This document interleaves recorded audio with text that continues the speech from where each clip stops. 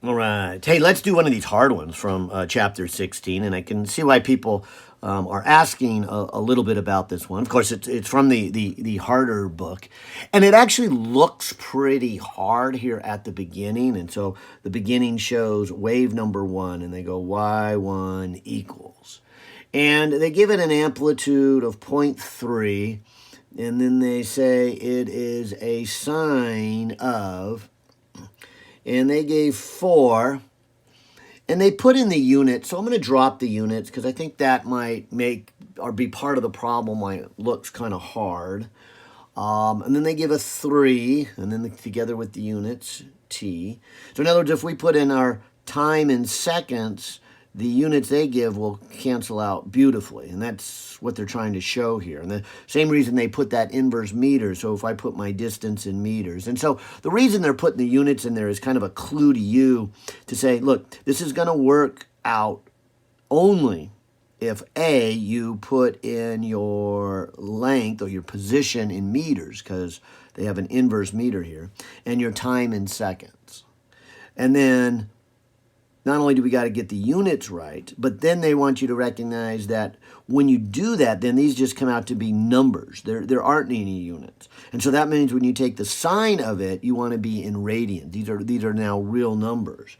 And so that's the other little key to this, which is, again, a very common question I get from students. It's like, well, is my calculator supposed to be in degrees or radians? And, I like to say, well, look at the units. You should know. I mean, that's an answer you could easily answer because you decide how you put in your units. And so you put them in. And I mean, it would be like asking the length, do I put it in meters or centimeters? I mean, it's the same thing. So it's your choice.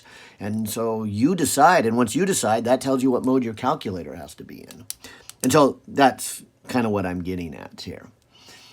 So that can be one hard thing. Another hard thing is just this principle of superpositioning. It's got a fancy big word for it, but all it really means is figure out what the displacement is on each wave separately and then add them together. And it looks like this one, if we were to draw the two, might look something like this. So if here's y and here is x, as time goes along, maybe I'll draw number 2 first. Because if you pause for a moment and look at, say, this first one, it doesn't have an extra what we call phase shift, right? If you have x equals 0 and t equals to 0. Now, obviously, these are waves that move, so I can't draw them moving. But what I can draw is maybe at a moment in time, and maybe 0 time is the best. And so imagine this going away. You just have a sine function with no phase shift. But here, and maybe I'll have to take you back to your algebra class, if you have a mathematical function, say f of x, and you shift it here, so you shift it to the right, that is shifted by subtracting these, some reference point. So the center was 0, so I had 0, and then I shifted over by x naught. So that's the shifting of it. So if you think about this wave, and maybe at time equals to 0, so I'll cover that up, I would have this function, and you can see that this number is a 4, which means it's smaller than that 8. Let's have that discussion in a moment, but I wanted to focus on this. This you can think of as a shift, if you will. You could think of it as a minus a negative. So now I have the minus, and so I'm going to then be shifting it by this negative 3 pi over 3. So if I kind of look at a sine function here, and maybe I shouldn't even do this. Maybe I'm doing it too mathematical. I'm probably lose how simple this really is. But if I were to go 1/3 here, I'll go 1/3 and 1/3 to kind of give me an idea. You'll see here that if I were to put in time equals to 0 and x equals to 0, this point would be here. So, in other words, the negative here for the shift, and then we're going to go a negative pi over 3. So this one actually starts on its way up. Maybe I'll do it in a different color. But it also has two different things. It has a different amplitude, so it doesn't go quite as high, so it's half as high. And it also then has a smaller number here. That means for one complete cycle, this whole thing has to be 2 pi, so you have to go twice as far. So instead of getting here's a half a cycle to here, it's going to take all the way to here. And of course, I'm going to start with it already on its way up. And so it doesn't come down until maybe there.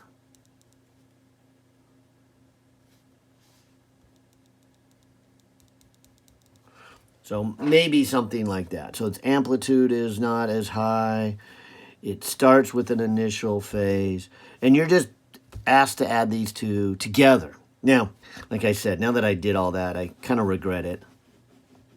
Because all they wanted you to do is to use the principle of superpositioning. In other words, to say that you just add the current position of the wave. And so, as I was describing in class, and maybe you can kind of see back to this picture, right here, this says up and this one says up, so the result is two positive numbers added together, where there's other places like over here where this wave is saying up and this wave is saying down, and so you're adding a negative number, and so you get what we call destructive interference. But the point is, you would just find out the size of each of these at their location. So they say right here, what is the height of the resulting wave formed by the interference of these two waves at a position when x equals 1 and the time equals 3. So they're moving along, so my picture doesn't really represent that. But what I'm saying is I can just put in those numbers. So let me just grab a calculator. Let me make sure I switch my calculator over into radians. As I said earlier, I'm going to go ahead and notice that if I do, and let me check the units. Yeah, 1 meter and 3 seconds. So if I put my units as meters and seconds, this needs to be in radians. So this number right here would be a 4 times 1, which is 4, plus a 3 times 3, which is a 9, plus, and it looks like I have a pi over 3. All right, so 14 radians. So if I take the sine of that, I'm, interesting, I'm about 1. So I'm somewhere at, right there on that peak. Well, wrong color, I guess the green one. Somewhere on that peak, on the crest of the wave. So when I multiply it by the 0.3, I essentially get a 0.3. So again, we're at the crest here of that wave. Now I can do the same thing here. This would be 8 times 1, so let's go 8. And it looks like the wave negative actually is traveling the other direction. And then 6 times 3 is 18.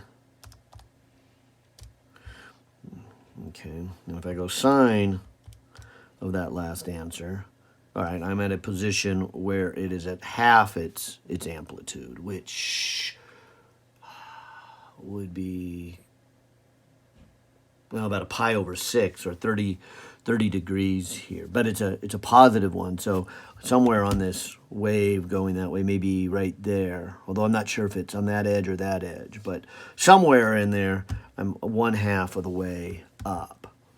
And so if I add that to the 0.6, I'm going to get another, it looks like 0.3-ish, a little more. So plus 0.326. And so if I add that together, I'm at 0.626 meters.